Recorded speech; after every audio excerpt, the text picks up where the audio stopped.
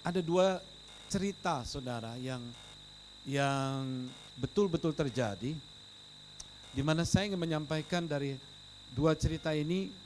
Sebenarnya saya sedang berbicara mengenai journey, tetapi bulan Agustus ini adalah bulan kita memberikan tema Beyond Freedom, Beyond Borders, saudara. Ya, saya lupa menjelaskan.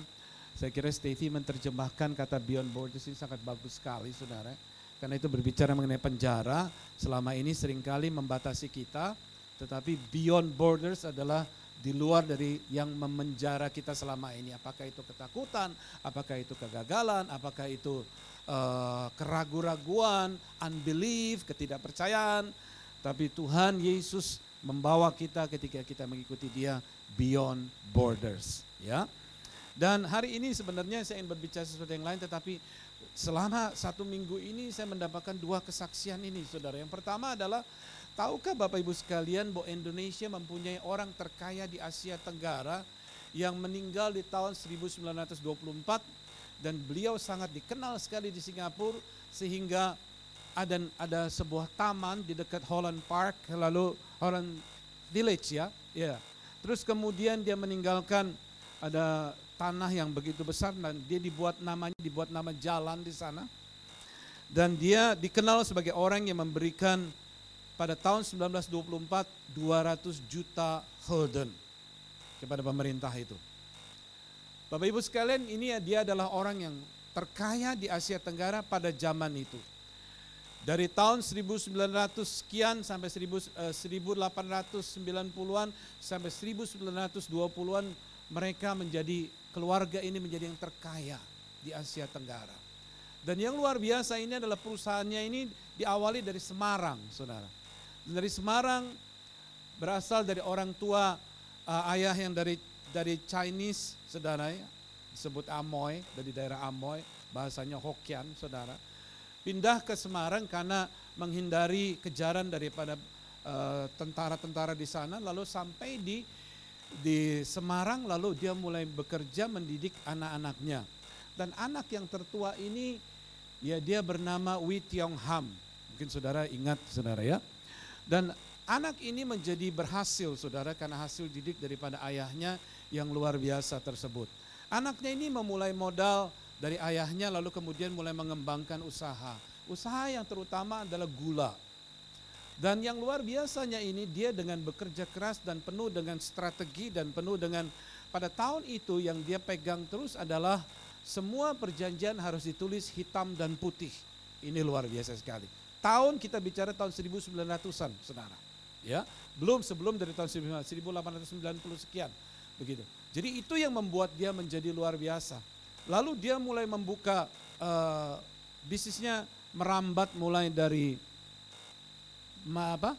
gula sampai ke karet, dan terus sampai ke kopi, sampai ke semua. Dan akhirnya dia membuka cabang, harus membuka kantor di Amsterdam, di London, di New York, di Singapura, dan di beberapa mancanegara lagi. Luar biasa sekali, dia mempunyai armada kapal yang paling banyak se-Asia Tenggara pada waktu itu. Saya ingin bercerita bagaimana keuangan uang yang luar biasa, ya, berakhir dengan kepedihan dan kesedihan, saudara. Anak-anaknya, dia punya istri 8, saudara. Dia punya cucu yang resmi aja 26. Belum lagi dari yang concubines, dari piaraannya begitu. Yang kalau di dalam bahasa film adalah anak yang bastard, artinya anak yang di luar pernikahan begitu, saudara. Ya. Jadi ini punya banyak sekali. Dan pada akhirnya dia pindah ke Singapura. Ya, anaknya dari istri pertama 2 orang perempuan. Nah, anaknya yang perempuan ini dia menuliskan sebuah buku yang luar biasa sekali. Saya sempat share dengan anak-anak dari Regata, saudara, share kepada mereka, dan mereka luar biasa sekali. Mereka berkata, wow, kita ini pernah punya orang kaya yang begitu berpengaruh sampai ke New York, sampai ke London. Dan anaknya Wee Tiong Ham yang putri ini, saudara, dia bermainnya dengan Queen Elizabeth. Jadi teman sosialitanya begitu. Queen Elizabeth yang di England begitu, saudara. Jadi mereka ini sudah hidup di dalam sosialita yang tinggi sekali, bukan tingkatannya Jakarta yang biasa muncul-muncul di majalah Tatler begitu, bukan saudara. Ini lebih lagi. Jadi tingkatannya sudah dunia. Lalu dengan di New York dia punya rumah dan bergaulnya dengan presiden, istri presiden dan perdana menteri. Apalagi setelah anaknya ini menikah dengan perdana menteri China, saudara. Dan mereka punya istana di sana, di istana yang dimana Chiang Kai-shek pernah tinggalin. Lalu saya ngomong sama istri saya, karena disebut di sini saya baca, kita pernah waktu pelayanan ke China, ke Guangzhou. Lalu kemudian waktu di Guangzhou itu kami sempat mengunjungi satu tempat namanya adalah istananya tempat tinggalnya Chiang Kai-shek.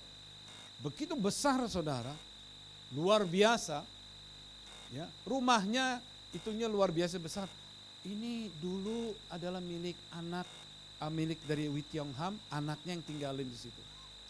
Lalu kemudian di Semarang rumahnya itu 90 hektar kalau tidak salah.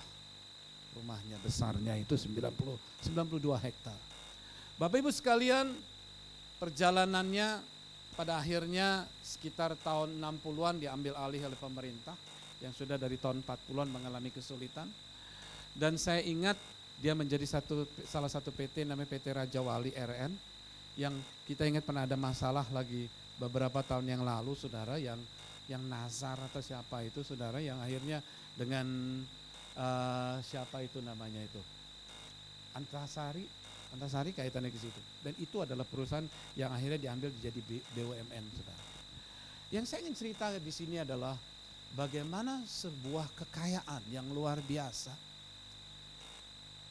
itu tidak habis dalam sekejap, tetapi habis di dalam 2 generasi. Dalam 2 generasi, sekarang salah satu anaknya tinggal di Switzerland, dan dia menuliskan buku dan menceritakan tentang kronologis tentang kejadian-kejadiannya. Bapak Ibu sekalian, tentu sangat menyedihkan.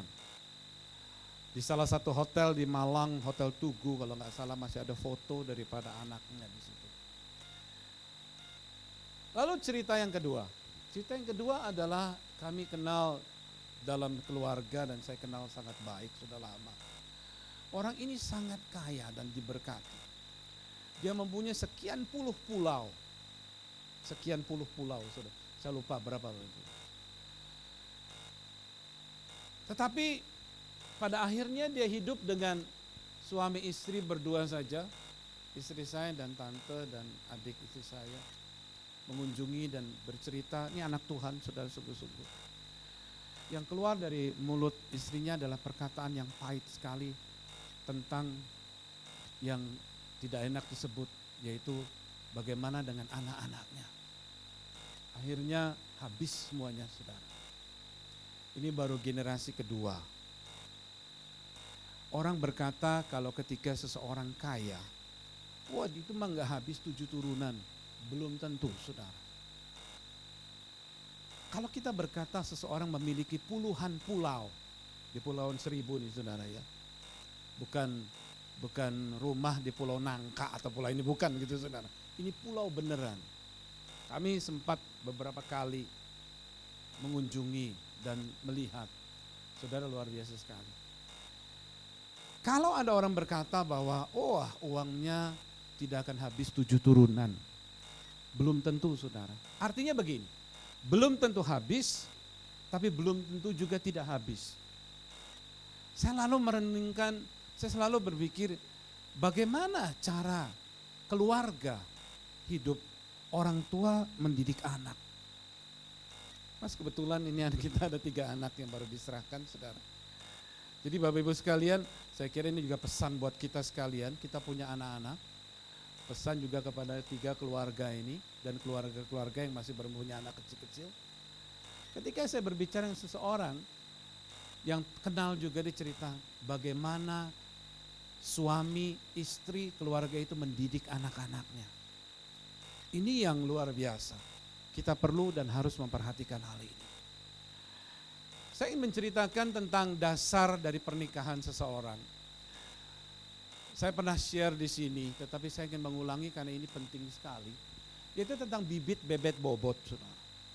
orang Jawa mengerti bibit bebet bobot. Sebenarnya tidak salah bibit bebet bobot karena bibit bebet bobot berbicara mengenai latar belakang. Ya, boleh diperlihatkan ya. Bibitnya apa ini ya? Ya, menyatakan bibit bebet bobot. Apabila seseorang ingin menikah, maka dari pasangannya ya harus melihat bibitnya, bebetnya dan bobotnya. Next, ya. Apakah bibit bebet bobot itu? Next ya. Bibit adalah asal usul keturunan. Kita harus tahu siapa keturunan itu. Dan orang-orang selalu begitu mau menikah, itu anak siapa? Termasuk ibu saya, saudara. Pada waktu saya memperlihatkan foto istri saya, Mami, ini adalah jodohnya Robert ini. Langsung setuju, saudara. Tapi beberapa waktu sebelumnya sempat ngasih yang lain begitu loh, saudara. Langsung mami tidak suka. Gak ada alasan, saudara. Gak ada alasan. Saya cuma cerita sedikit begini, latar belakang gini. Bibit penting sekali, saudara. Asal usul keturunan itu siapa? Ya. Next. Ya, next. Terus, ya. Bebet adalah keluarga, lingkungan, teman-teman, asasi asuh, lingkungan terdekat maupun masyarakat untuk membentuk sikap, perilaku maupun budi pekerti. Bebet ini berbicara tentang sikap, perilaku, budi pekerti karena lingkungan. Keluarga itu kan punya lingkungan. Lingkungannya bagaimana? Apakah lingkungannya kasar, apakah lingkungannya cendekia, yang segala sesuatu dipikirin dulu, ataukah lingkungannya ini orangnya yang antusias, yang terbuka dan macam-macam. Ini bebetnya. Ya, asasi asuhnya bagaimana? Dari kecilnya dididik seperti gimana? Lalu yang bobotnya yang terakhir adalah berbicara bobot pendidikan, pekerjaan, bekal yang dimiliki, status sosial.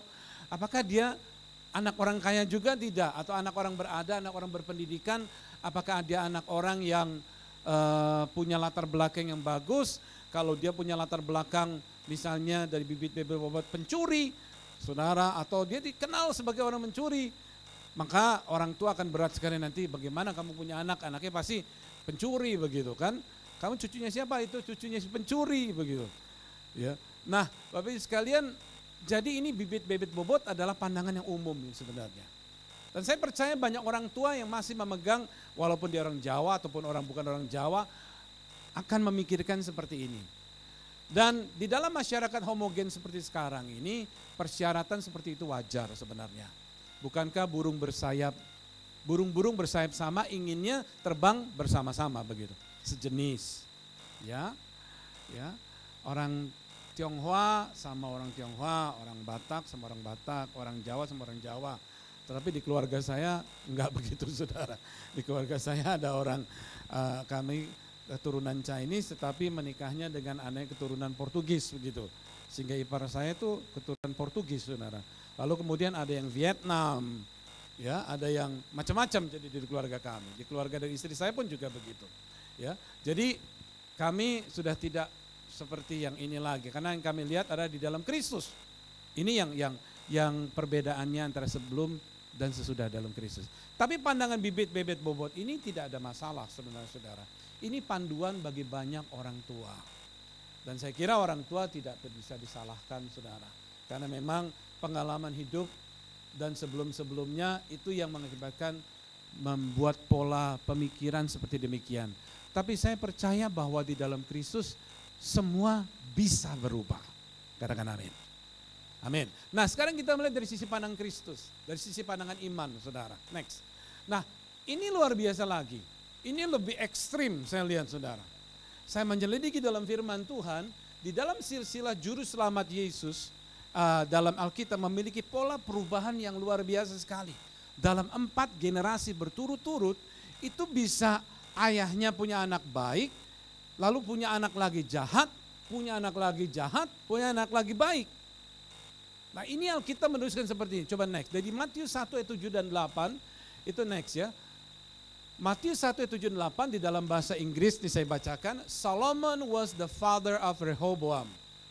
Rehoboam was the father of Abijah. Abijah was the father of Asa. Asa was the father of Jehoshaphat atau Yosafat dalam bahasa Indonesianya. Coba next lagi kita lihat ini.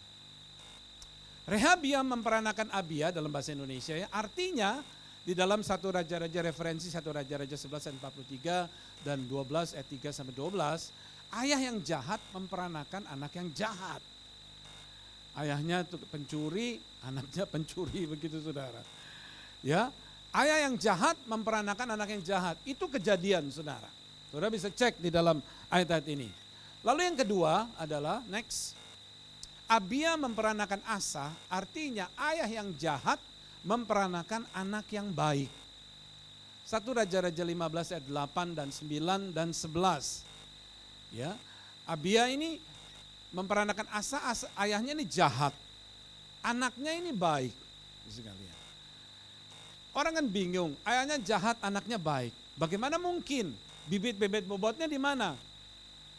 Ini yang menarik Alkitab tuliskan bahwa di dalam kehidupan ini tidak selamanya apa yang menjadi tradisi pemikiran itu bisa dipertahankan terus. Tetapi ketika kita melihat ke dalam firman Tuhan, nah saya berdoa agar firman Tuhan ini menjadi pegangan kita saudara. Bahwa ini ada kemungkinan-kemungkinan. Sehingga kita bisa melihat kenapa ya, kok ada anak pendeta seperti demikian begitu saudara. Kok anak pendeta bisa nipu? Kenapa ya? Kok anak penipu bisa jadi pendeta? Saudara. Ya, anak pendeta jadi penipu, anak penipu jadi pendeta. Lalu kemudian anak-anaknya bisa baik semuanya. Ah, ini Alkitab menuliskannya. Yang ketiga, saudara. Ini. Asa memperanakan Yosafat, artinya ayah yang baik memperanakan anak yang baik. Nah, ini baik, saudara ya. Kita tentu semuanya kepengen yang seperti ini. 1 Raja-Raja 15 ayat 24. 1 Raja-Raja 22 ayat 2, 4 dan 5. Ayah yang baik memperanakan anak yang baik. Lalu yang keempat, saudara, Yosafat ini yang disebut revivalist nih saudara dalam Alkitab. Karena Yosafat ini seorang anak yang dilahirkan di dalam bangsa Israel itu pada waktu itu tuh menyembah berhala, saudara, menyembah berhala semua. Yosafat dihidup tapi dia tidak mengikuti penyembahan berhala karena dia hidup sesuai dengan nenek moyangnya yaitu Raja Daud. Dia itu benar di mata Tuhan. Dan satu ketika dia menemukan di reruntuhan bait suci sebuah kitab yang ternyata menuliskan sekitar 200 tahun sebelumnya sudah dinubuatkan bahwa Yosafat ini atau Jehoshafat ini akan menjadi raja yang dipakai yang membawa kebangunan rohani, istilahnya mengembalikan kemuliaan Tuhan kepada bangsa Israel. Dan ini luar biasa sekali. Ayah yang baik, Yosafat menjadi ayah yang baik, padahal bapaknya kurang baik, saudara. Nah ya, bapaknya baik menurunkan anaknya. Nah, ayah yang baik memeranakan anak yang jahat. Yoram ini anaknya daripada Yosia. Kenapa? Nah, saudara, kita bisa melihat kenapa, saudara, ini bisa terjadi. Saya punya banyak pertanyaan dalam hidup saya karena saya juga pernah merasa ditipu, saudara. Dan yang menipu saya adalah seorang anak yang dari ayahnya pendeta begitu saudara, yang tidak pernah kita akan berpikir karena sudah begitu terlalu baik begitu ya. Tetapi inilah hidup saudara. Nah, ini adalah firman Tuhan. Lalu apa yang terjadi dari semuanya ini? Saya terheran-heran, saya berpikir coba diulangi lagi dari ayat yang pertama. Karena ini berbicara tentang silsilah keturunan Tuhan Yesus. Sudah bisa bayangkan? Ujung anak baik jahat, ujung-ujungnya Tuhan Yesus saudara. Luar biasa nggak Alkitab menuliskan. Yesus ini bukan lahir dari keluarga yang keturunan ujungnya ini baik saudara. Adam dan Hawa turun ke bawah ya. Yesus perubahan, tapi Alkitab menuliskan ada pola perubahan yang luar biasa dalam 4 generasi di tengah-tengah ini saudara.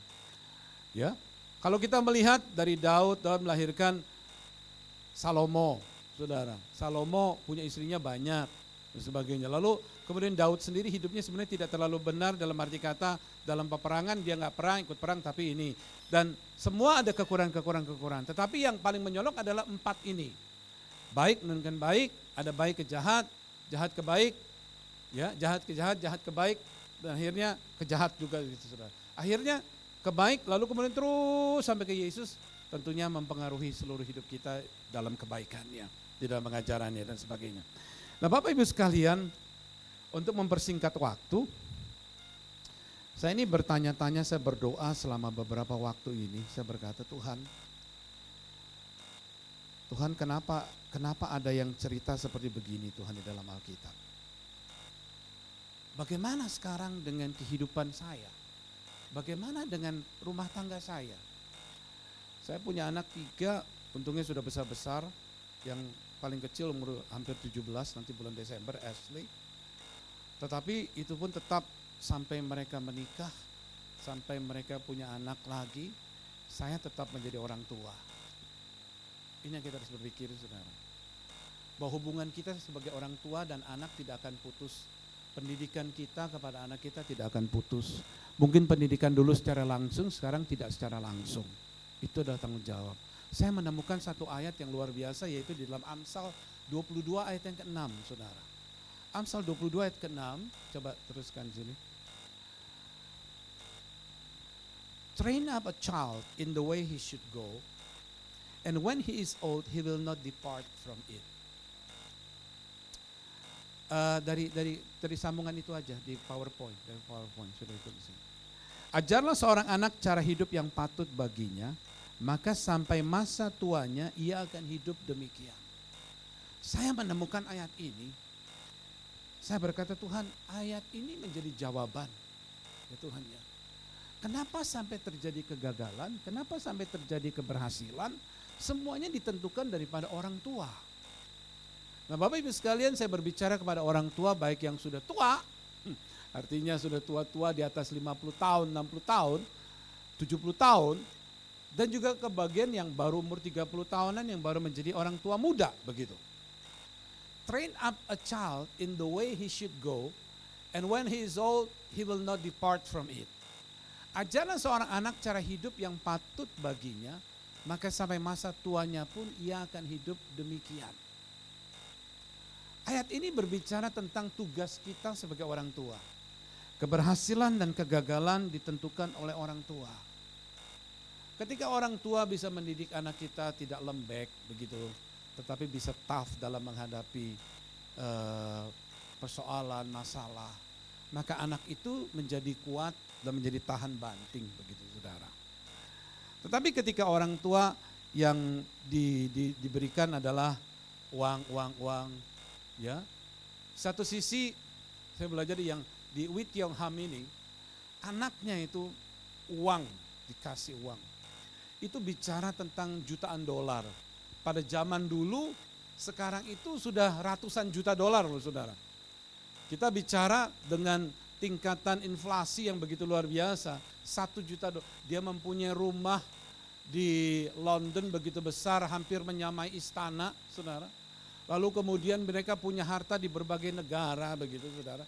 Dan anaknya dikasih uang sebanyak-banyaknya, minta apa dikasih, ini dikasih, apa dikasih, ini dikasih. Bahkan hadiah-hadiahnya pun yang luar biasa, bayangin bantal, saudara. Bantal ada lapis emas, lalu kemudian ada berliannya. Kalau kita bicara berlian itu bukan berlian setengah karat, 1 karat, 2 karat, 80 karat, saudara. Saya bingung, saya bilang orang pakai 80 karat di mana makanya? Anak itu pakai 80 karat sampai luka ininya, dadanya. Karena 80 karat saudara bisa bayangin. Saya belum pernah punya 80 karat, saudara. Percaya saya, saudara. Tapi kira-kira mungkin sebesar ini kali ada, saudara ya. Ya, ada mungkin sebesar ini. Dipakai. Didiklah seorang anak cara hidup yang patut baginya. Maka sampai masa tuanya pun ia akan hidup demikian. Kita sebagai orang tua mempunyai tanggung jawab mendidik anak kita. Anak kita sudah dewasa, mereka benar, mereka hormat, mereka tidak kurang ajar sama orang tua, mereka tidak ngomel-ngomel sama orang tua, saudara, tidak melakukan hal yang tidak baik, kita bersyukur. Karena artinya pendidikan kita itu baik buat dia. Tetapi kalau kita melihat anak kita menjadi berantakan hidupnya, tidak karuan dan sebagainya, sudah bisa bayangkan, apalagi sampai menjadi pengedar narkoba, menjadi begini, menjadi begitu dan sebagainya. Waduh, betapa sedihnya orang tua, saudara. Sedih sekali orang tua, pasti. Saya gagal, bagaimana itu Tuhan? Kata train up your child, saya ingin ajak kita untuk merenungkan ayat ini, saudara. Karena kata train up your child ini berbicara tentang sesuatu yang mendalam. Saya menemukan ada 3 arti kata daripada kata train up. Yang pertama adalah teach, saudara, mengajar. Kata mengajar ini seperti guru mengajar, next ya. Kata teach itu seperti seorang guru mengajar kepada murid-muridnya, ajar. Ajar artinya mengajar dia sesuatu yang dia belum tahu, diajarin. Karena kita orang tua lebih panjang umurnya, lebih jauh melihatnya. Itu ya. Jadi kata ajar tolong dikasih lihat itu. Ya. Dari PowerPoint-nya tadi. Jadi kata ajar ini, saudara, kata ajar ini sangat mendalam artinya karena kita diminta mengajar. Mengajar ketika kita sekolah, tentunya banyak pelajaran sekolah yang kita belum pernah dapat. Karena kalau kita udah dapat nggak usah duduk di kelas itu, saudara. Ya, artinya misalnya dia naik dari kelas 1 naik ke kelas 2, naik ke kelas 3, kelas 4, pasti setiap kali kenaikan kelas itu tersebut pasti ada sesuatu, ada banyak hal yang kita tidak bisa mengerti lalu diajarkan di situ. Misalnya pelajaran tentang berhitung, matematika dan fisika dan sebagainya. SD belum, saudara ya. Hal-hal yang coba tolong dong. Ya, bukan hilang. Kesia mana Kesia? Tolong dibantu dong. Nah, saudara, jadi terus bear with me. Nah, saudara, kata mengajar ini memberitahukan sesuatu yang anak kita tidak tahu. Mengajarkan, memberitahukan, saudara. Ya, kata ajar ini. Ini sangat penting sekali. Kita sebagai orang tua, kita tidak bisa, udah ya, papa mama tugasnya udah kelar ya, melahirkan kamu, lalu membiayai kamu sekolah, lalu kemudian udah kelar. Tidak, saudara. Saya percaya pendidikan kita, baik pendidikan langsung ataupun tidak langsung. Yaitu ketika anak kita sudah dewasa lalu sudah menikah, saudara, memang itu menjadi tanggung jawab utama istri atau suami keluarga tersebut. Tetapi orang tua, hubungan dengan orang tua tidak putus, saudara. Ini kita tidak bicara tentang hidup di dunia barat, saudara. Di dunia barat saja pada umumnya mereka memang putus hubungan, ya karena udah menikah ya udah tinggal di lain kota, gak ketemu, paling kalau setiap kali ketemu Thanksgiving gitu, saudara. Tetapi di banyak juga keluarga-keluarga di Amerika bahkan yang masih konservatif, karena itu ada partai Republik, ada partai Demokrat, saudara. Ya, Republik ini yang konservatif, saudara, masih mengajarkan nilai-nilai firman Tuhan. Jadi buat mereka keluarga adalah suami istri, laki perempuan dan anak-anak. Tapi Demokrat bisa suami-suami atau perempuan-perempuan punya anak begitu. Itu yang disebut LGBT yang hidup sama-sama sesama jenis, pernikahan sama jenis. Kita tidak berbicara itu. Kita berbicara tentang yang yang Republik ini. Yang bagaimana masih konservatif, masih banyak di negara barat saudara yang hidup secara konservatif, yaitu menantu dengan orang tua masih berhubungan dengan baik. Saya punya beberapa orang teman anak-anaknya menikah dengan orang bule, masih jaga seperti itu, saudara. Di negeri Belanda juga masih banyak seperti itu. Walaupun mungkin lebih banyak lagi yang udah kalang kabut begitu, saudara. Tapi masih nilai-nilai seperti ini. Ajar, ya, kita mesti mengajar. Kadang-kadang saya kalau jalan naik mobil, gitu saya sama anak-anak saya masih suka ngomong gitu loh, saudara. Ini begini, naik mobil seperti ini. Mungkin anak saya Kesia yang paling, karena dia nyetirin saya kemana-mana, saudara, yang paling mungkin telinganya sudah makin tebal gitu loh dengerin saya. Mesti begini Kes, ini begitu Kes, ini begini. Itu adalah bagian saya untuk mengajar anak saya, walaupun mungkin dia udah gak mau denger gitu loh.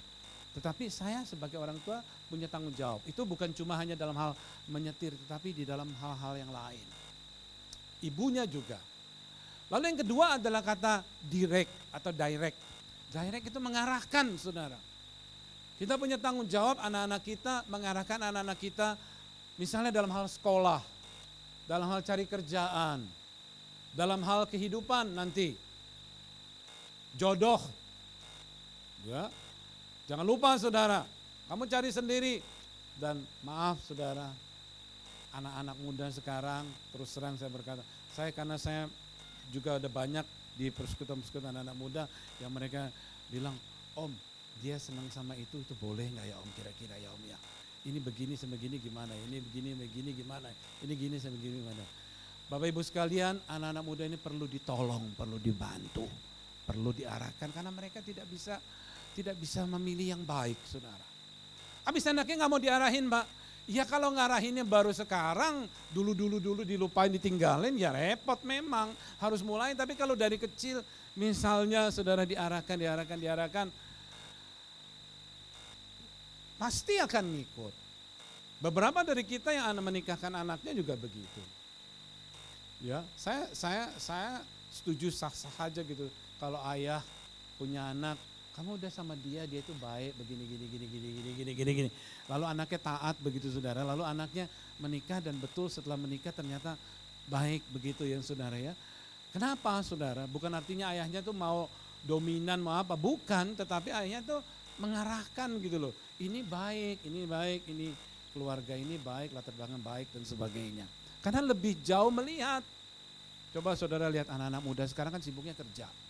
Kalau mereka sudah kerja tuh siang jadi malam, malam jadi siang. Dan mereka kerjanya bukan cuma 8 jam, 10 jam, itu 12 jam, 14 jam.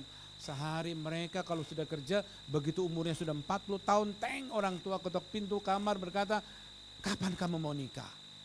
Baru kaget saudara. Uang sudah ada, rumah sudah ada, jodoh belum ada. Saudara. Lalu kemudian setelah mereka misalnya pacaran, ada orang yang pacaran 8 tahun nih saudara, pacaran 8 tahun. Orang tuanya ketok pintu kamarnya lagi, kapan kamu mau nikah? Pacaran melulu gak kawin-kawin ini. Iya mah belum seret nih, belum 100% seret gini. Nanti kalau sudah menikah, orang tua akan tanya lagi, ketok pintu, kapan punya anak? Itu namanya mengarahkan saudara. Kali orang tua setuju kali saudara, ya kapan punya anak? Maksudnya ya udah menikah punya anak. Bapak Ibu sekalian, kata train itu artinya adalah kita pertama mengajarkan yang baik, tentunya bukan yang jahat. Yang kedua mengarahkan, kapan kamu mau menikah? Kamu sudah usianya cukup untuk menikah. Mungkin seorang anak belum berpikiran ke situ, tapi orang tua sudah memikirkan. Lalu yang ketiga adalah to train, melatih. Artinya melatih dalam arti kata begini saudara. Nanti kalau kamu punya anak bagaimana? Jimmy dan Murni punya anak Truli saudara.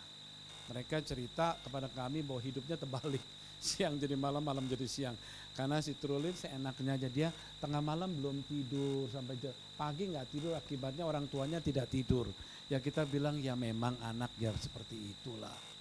Ya anak seperti itu jam tidurnya itu masih jet lag istilahnya saudara. Jet lag dengan waktu di bumi ini saudara. Ya masih di bumi ini. Karena waktu di kandungan itu dia selalu pesennya kan pakai Gojek makanannya gitu. Kandungan, makan, ini. Mamanya kan lapar, jadi tengah malam bisa pesen mie goreng, bisa pesen martabak, bisa pesen ini, pempek, bisa pesen ini, tinggal suaminya beliin. Suami nggak mau beliin, cemberut saudara misalnya. Begitu sudah dibeliin, ternyata cuma dicium aja makanannya itu. Udah kenyang katanya. Nah saudara anak-anak yang dari perutnya sudah pesan makan ini, lalu begitu melahirkan kemudian berubah waktu kan. Waktu, nak mama papa sudah mau tidur, anaknya orang masih mau main, masih matanya melotot, masih minta disusuin dan sedikit lapar dan sebagainya. Karena masih jet lag saudara dengan waktu dunia. Harus latihan. Yang suami harus bisa cebokin bayi. Ini udah bukan zaman dulu lah, semuanya jangan kebanyakan atau keseringan pakai suster. Sebisa mungkin orang tua, pinter-pinter ngatur lah saudara. Saudara kalau pakai suster yang pertama adalah susternya repot kalau sudah mulai musim lebaran, musim begini, musim begitu dan ini sebisa mungkin. Tapi kalau saudara memang tidak bisa ya terserah mau pakai suster, itu urusan saudara nggak masalah. Tetapi yang pentingnya jangan sampai bayi itu kehilangan latih. Suami istri tidak melatih. Aduh suami saya emang nggak mau bersihin anak saya sudah anak saya pup, anak saya kencing, anak saya apa dia nggak mau bersihin. Belajarlah yang suami. Kalau sekarang sudah cucu ya udahlah nggak apa-apa lah, masa cucunya dibersihin gitu saudara. Itu kan ada ayahnya, tanggung jawab ayahnya begitu. Tapi kalau ada cucu ya Anda sudah lewat lah masanya. Tetapi sekarang Anda mendidik anaknya untuk menjalan seperti Anda begitu loh saudara ya. Saya ingat dulu waktu anak-anak saya masih kecil, kan bayi ini bukan buatan saudara, ini udah kejadian. Kadang-kadang pupnya susah saudara. Jadi Anda melihatin anak Anda tuh waktu mau pup itu susah sekali. Kan kesian. Udah keluar kadang-kadang nangis. Saudara, saya pernah anak saya akhirnya sudah itu masih umur berapa itu? Berapa bulan ya? Pokoknya 1 tahun belum sampai. Akhirnya saya yang keluarin loh saudara. Pupnya. Orang tua mungkin gak ini. Saya yang keluarin, angkat pakein, untung ilmu orang tua ngajarin. Pakai sabun. Pakai sabun. Tuh, tantenya masih ada di sini saudara. Dia menjadi saksi, dia ngajarin di sini. Dia ngajarin pakai sabun. Akhirnya keluar dengan lega, anaknya lega, kita lega, semuanya senang. Latihan saudara. Itu waktu masih bayi. Tetapi begitu sudah besar saudara, latihannya kan harus latihan mengajar anak, mendidik. Be a mentor. Ini yang jarang sekali orang tua. Menjadi mentor dari anak-anaknya. Arti kata mentor bukan cuma sekedar ngomong, tetapi memperlihatkan. Next. Sebuah kata-kata bijak bagus kata, tell me, I will forget. Show me, I will remember. But involve me, I will understand. Sikap kita adalah bukan cuma sekedar tell me. Ceritakan, ngomong sama saya. Kalau ngomongin doang, cuma diomongin doang, I will forget. Saya akan lupa. Anak kita akan lupa. Keluarga kita juga akan lupa. Tapi perlihatkan kepada kami. I will remember. Saya cuma ingat. Tapi cuma hanya sekedar ingat. Ingat doang. Tapi kalau saya dilibatkan, involve me, I will understand. Baru mengerti kenapa. Contoh yang mudah adalah waktu kita punya mobil. Anak udah umur 17 tahun, saudara. Waktu anak-anak kami minta SIM, saudara, saya pada awalnya agak takut. Karena nanti kalau tabrakan gimana, begini, gimana, ini, gimana. Tapi kemudian saya berpikir lagi, bahwa anak saya ini sooner or later dia harus punya SIM. Dia harus punya mobil, dia akan nyetir. Yang pertama yang Putra, si Putra ini dapat SIM dulu. Lalu yang kedua adalah si Putri. Nah si Putri ini lebih agresif dari si Putra, saudara. Si Putri ini belajar mobil begitu sopirnya, ini saya mau belajar mobil, dia belajar mobil di dekat sekolahnya. Saudara. Dia lebih agresif, jadi dia lebih bisa duluan begitu saudara. Tapi pakai nabrak. Jadi saya, aduh ya nabrak saya ingat. Tapi terus kemudian saudara, later saya lupa tentang tabrakan, akhirnya mulai ngajarin mereka. Naik mobil, nyetir sama-sama. Pertama-tama yang ngeri, aduh kamu nabrak, hati-hati, jangan nabrak, gini, nabrak. Tapi ketika mereka, kamu nyetir sekarang. Dedi yang duduk di sini. Sudah mulai nyetir terus, nyetir, makin lama makin fasih. Involve me, then I will understand. Saya percaya, involve me, ajarkan menghargai uang. Betapa susahnya seseorang mencari uang. Hargai, ketika orang tua tidak bisa menghargai harta, properti, milik kepada anaknya. Anaknya tidak akan menghargai uang, saudara. Mereka berpikir ayah saya dapat uang gampang kok. Nggak susah kok dapetin uang. Ngapain saya susah-susah? Ayah saya kalau dikit-dikit ini pasti dikasih uang. Ini uang, sana uang, sini uang. Bapak Ibu sekalian, cerita saya tadi yang tentang yang pertama, yang kedua keluarga ini. Mereka ini uang untuk masalah uang. Wah, luar biasa, saudara bisa bayangkan yang orang kaya tersebut tahun 1924 aja dia mewariskan 200 juta guilders, saudara. Dan di Singapura namanya terkenal sampai hari ini masih loh, saudara, pada itu tahun 1924, saudara.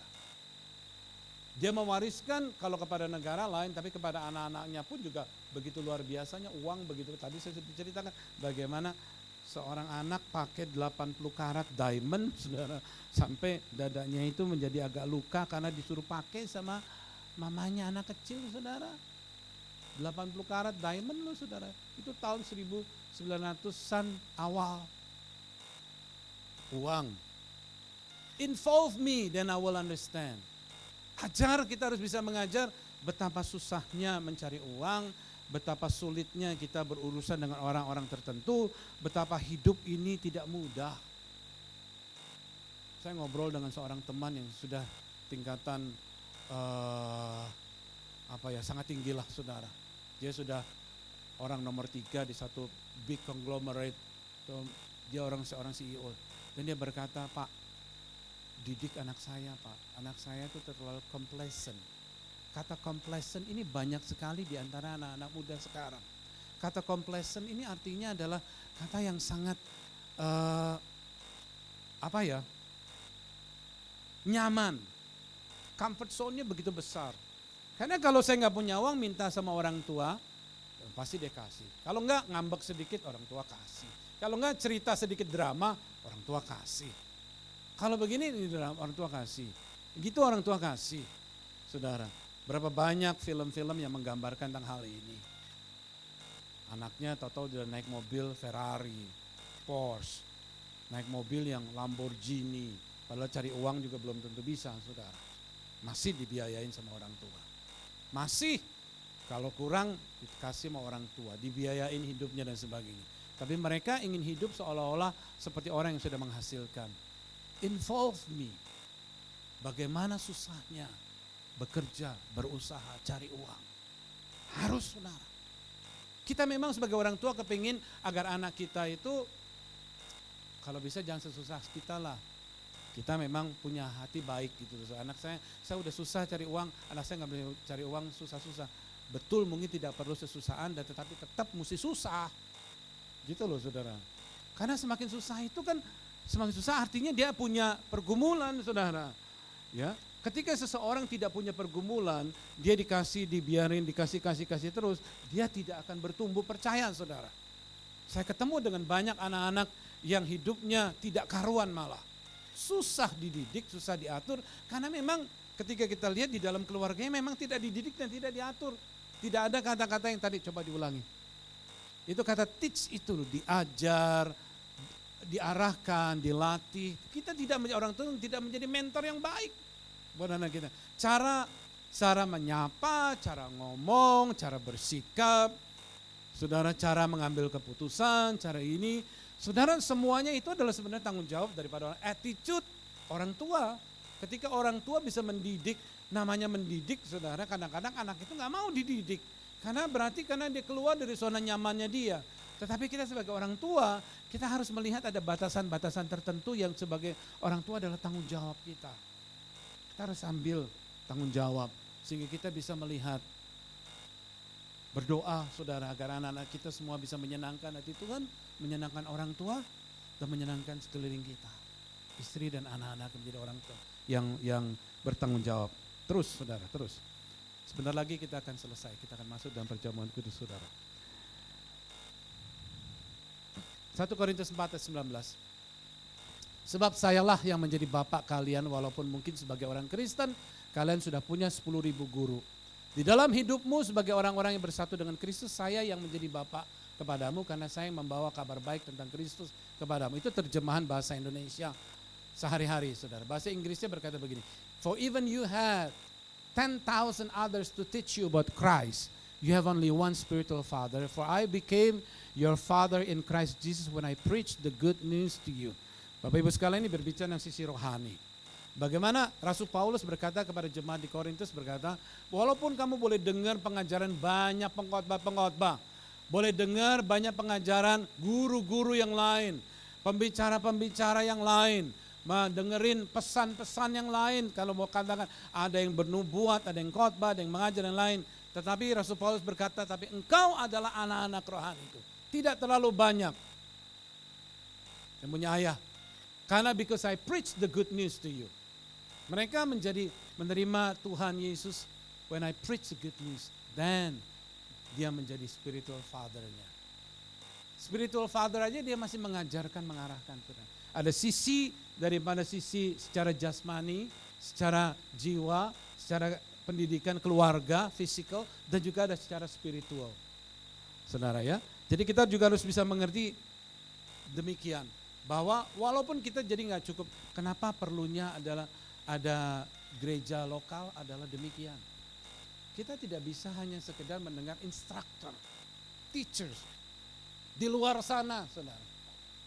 Ya, Alkitab menuliskan sebab sayalah yang menjadi bapak kalian, walaupun kenapa Rasul Paulus mengajarkan jadi bapak kalian? Karena dia mendidik dengan pengajaran dan apa yang dilakukan dari bahasa fisikal yang ke bahasa rohani, saudara. Dia bertanggung jawab akan mentoring kepada orang-orang ini. Walaupun mungkin sebagai orang Kristen kalian sudah punya 10.000 guru di dalam hidupmu sebagai orang-orang bersatu dengan Kristus, saya yang menjadi bapak kepadamu. Bapak artinya mendidik, yang train yourself, yang mentor, yang di dalam pelayanan sehari-hari. Karena saya yang membawa kabar baik tentang Kristus kepadamu. Ini sebuah kebenaran yang kita perlu pelajari dan kita perlu ingat, saudara. Karena itu betapa perlunya gereja, rumah buat kita sekalian. Saya tutup dengan satu kata-kata ini. Lalu saya undang pemain musik. Kita masuk dalam perjamuan kudus, saudara. My father didn't tell me how to live. He lived and let me watch him do it. Ayahku tidak mengatakan kepadaku bagaimana hidup itu. Tetapi dia hidup dan dia mengizinkan saya untuk melihat, memperhatikan hidup itu. Sehingga saya bisa melakukannya. So he became a mentor. Dia mengarahkan dengan kehidupannya. Bukan sekedar kata-kata, Bapak Ibu sekalian. Saya berdoa, marilah kita, Tuhan jadikan aku orang tua yang berkenan. Sehingga anak-anakku menjadi anak-anak yang berkenan. Di hadapan Tuhan dan juga bagi sekeliling kami. Mari kita bangkit berdiri.